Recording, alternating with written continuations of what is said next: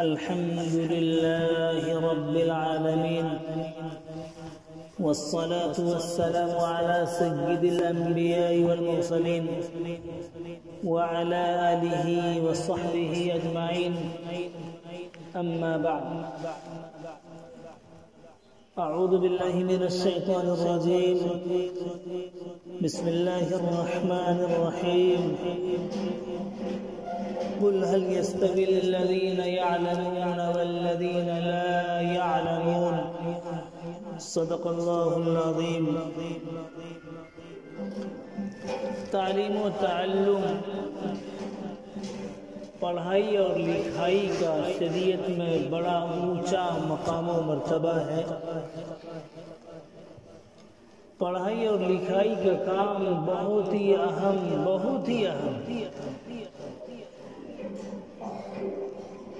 عرب کے اس ماحول میں، عرب کے اس سماج میں جہاں دنیا کی ساری برائی پائی جاتی تھی، ہر وہ غلط کام ہوتے تھے جو کیا جا سکتا تھا. یہ کہہ سکتے ہیں کہ وہاں اس سماج میں ہر طرح کی برائی موجود تھی.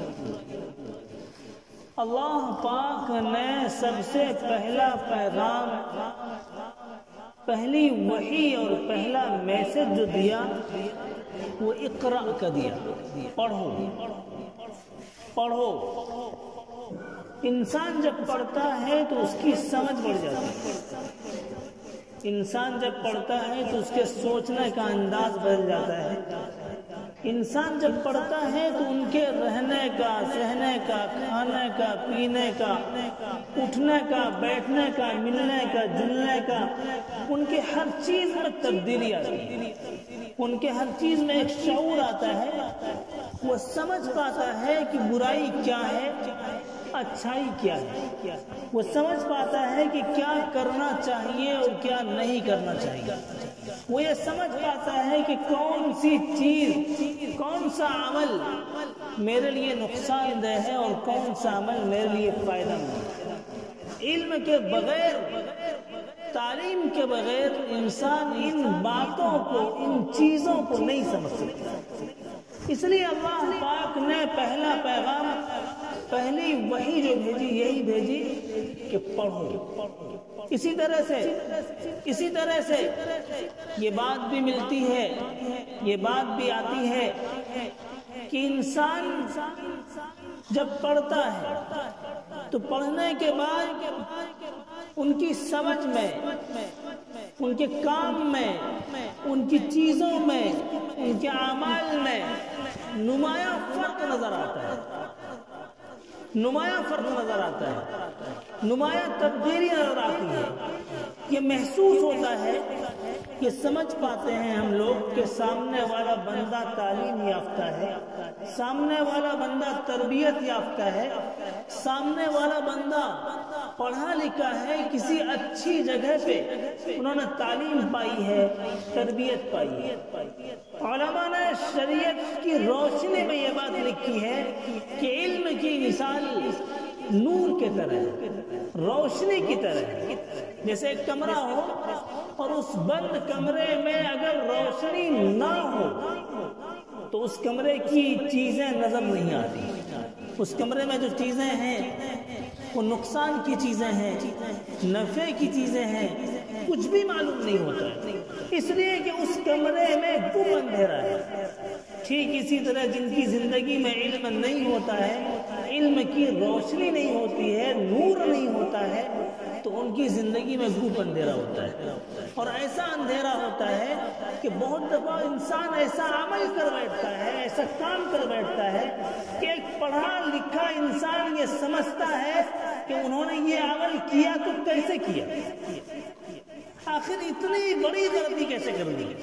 وہ اسی لیے غلطی ہو جاتی ہے کہ اس کو روشنی نہیں ہے، ان کے پاس نور نہیں ہے، دیکھنے کا ذریعہ نہیں ہے.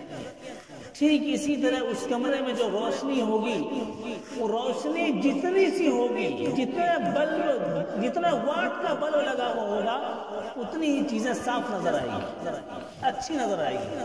اگر روشنی ہلکی ہوگی تو چیزیں نظر آئے گی لیکن ہلکی نظر آئے گی، اور جب روشنی زیادہ ہوگی، جتنی زیادہ روشنی ہوگی چیزیں اتنی ہی صاف ستھری نظر آئے گی۔ تو جس کے پاس علم جتنا سا ہوتا ہے اس کو نظر اتنا سا ہی آتا ہے۔ علم کم ہے تو گویا زندگی میں روشنی کم ہے، اور جب روشنی کم ہے تو اچھے اور برے کی تمیز میں بھی کمی ہوتی ہے۔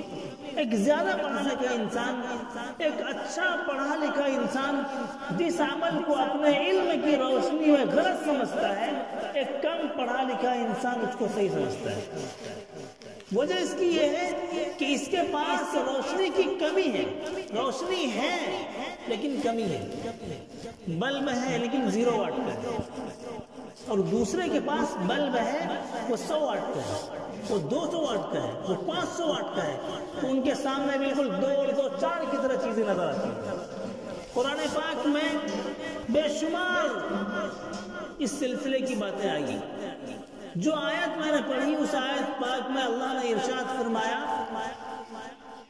کہ پڑھے لکھے لوگ اور پڑھے ہوئے لکھے لوگ جو نہیں ہیں، 2 طرح کے لوگ ہیں، دونوں برابر نہیں ہو سکتے۔ اے نبی آپ فرما دیجئے کہ وہ لوگ جو پڑھے لکھے ہیں اور وہ لوگ جو نہیں پڑھ سکے ہیں، دونوں کبھی برابر نہیں ہو سکتے۔ دونوں میں زمین و آسمان کا فرق ہے، دونوں کے عمل میں، دونوں کے کام میں، دونوں کے ذہن میں، دونوں کی سوچ میں، دونوں کی زندگی میں، دونوں کے جینے کے طریقے میں ہم فرق محسوس کرتے ہیں۔ خود یہ بھاپتے ہیں، خود دیکھتے ہیں کہ ایک وہ بندہ جو پڑھا لکھا ہے، ایک وہ بندہ جو پڑھا لکھا نہیں ہے، دونوں میں کتنا بڑا فرق ہے۔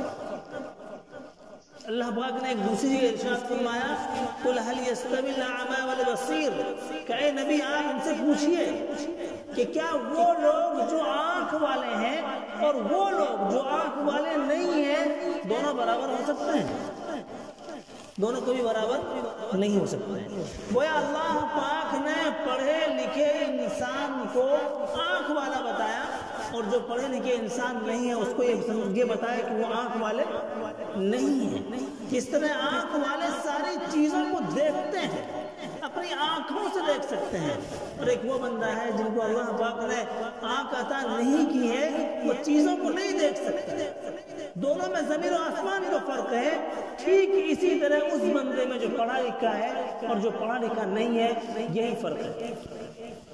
قرآن پاک آپ اٹھائیے تو ہر دوسرے اور تیسرے صفحے پر یعلمون اور تعلمون کا لفظ ملتا ہے۔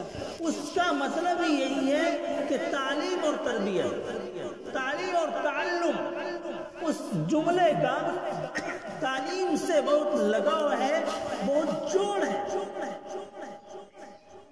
اسی طرح بے شمار آیات قرآن پاک میں اس سلسلے کی ہیں کہ کیا تم غور نہیں کرتے ہو، کیا تم سوچتے نہیں ہو، جاننے والے جانتے ہیں۔ قرآن پاک کا یہ انداز ہے جس سے سمجھ میں یہ آتا ہے کہ پڑھائی اور لکھائی، تعلیم اور تربیت کا بہت اونچا مقام و مرتبہ ہے۔ نبی پاک صلی اللہ علیہ وسلم نے ارشاد فرمایا کہ طلب العلم فریضۃ علی کل مسلم، کہ ہر مسلمان پر، وہ مرد ہو یا عورت ہو، لڑکا ہو یا لڑکی ہو، اس کے لیے پڑھائی کرنا فرض ہے۔ اتنی تعلیم، اتنی تربیت کہ وہ اپنے ایمان کی حفاظت کر سکے، وہ اپنے دنیا میں آنے کا مقصد جان سکے، یہ فرض ہے۔ اگر اتنی سی بھی تعلیم ہم اور آپ نہیں دے پا رہے ہیں اور اتنی تعلیم کا انتظام نہیں کر پا رہے ہیں تو ہم اللہ کی نگاہ میں، نبی کی نگاہ میں، قرآن اور حدیث کی نگاہ میں مجرم ہیں۔ اتنی تعلیم کا انتظام کرنا ہم سبوں کے لیے، ہم گارجنز کے لیے ضروری ہے۔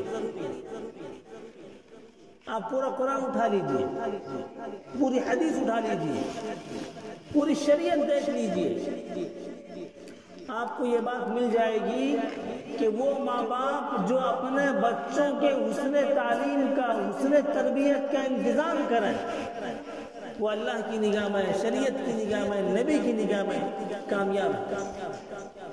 اپنے بچوں کے لیے کسی چیز کا انتظام نہ کر سکیں، نہ مال کا، نہ دولت کا، نہ گھر کا، نہ زمین کا، نہ جائیداد کا، ان کو کچھ نہ دے سکیں، لیکن اچھی تعلیم، اچھی تربیت، جو لفظ میں بول رہا ہوں، حسن تعلیم، حسن تربیت، اچھی تعلیم، اچھی تربیت، یہ اگر وہ دے دیتے ہیں تو وہ اللہ کی نگاہ میں کامیاب ماں باپ، اور ان سے اللہ کی ذات سے امید ہے کہ ایسے ماں باپ سے کوئی پوچھ نہیں ہوگی۔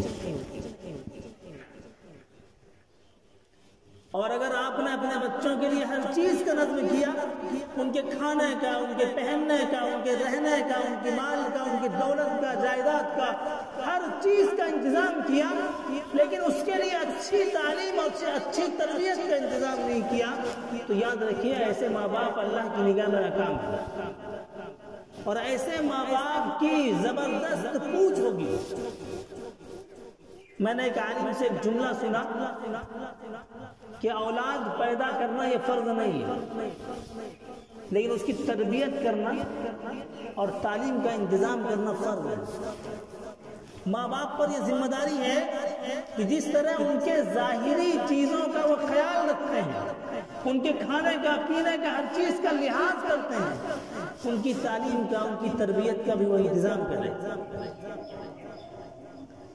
آج اگر ہم اپنے سماج کا جائزہ لیتے ہیں تو ہمیں یہ محسوس ہوتا ہے کہ ہماری بچیاں، ہمارے بچے ہمارے قابو سے باہر ہیں۔ بچے ہمارے ہیں، بچی ہماری ہے، لیکن وہ ہماری باتوں سے باہر ہے، اور یہ ہر گھر کا حال ہے۔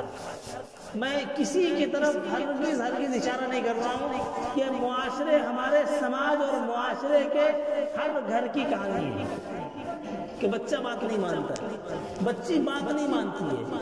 اس کے ڈیپ میں آپ جائیں گے، سوچیں گے، سمجھیں گے، غور کریں گے تو پتہ یہ چلے گا کہ ہم نے ان بچوں کی تعلیم و تربیت کا، اچھی تعلیم اور اچھی تربیت کا کوئی انتظام نہیں کیا۔ اگر ہم ان کی اچھی تعلیم، اچھی تربیت کا انتظام کرتے تو یہ بچے، یہ بچیاں ایسی نہ ہوتی۔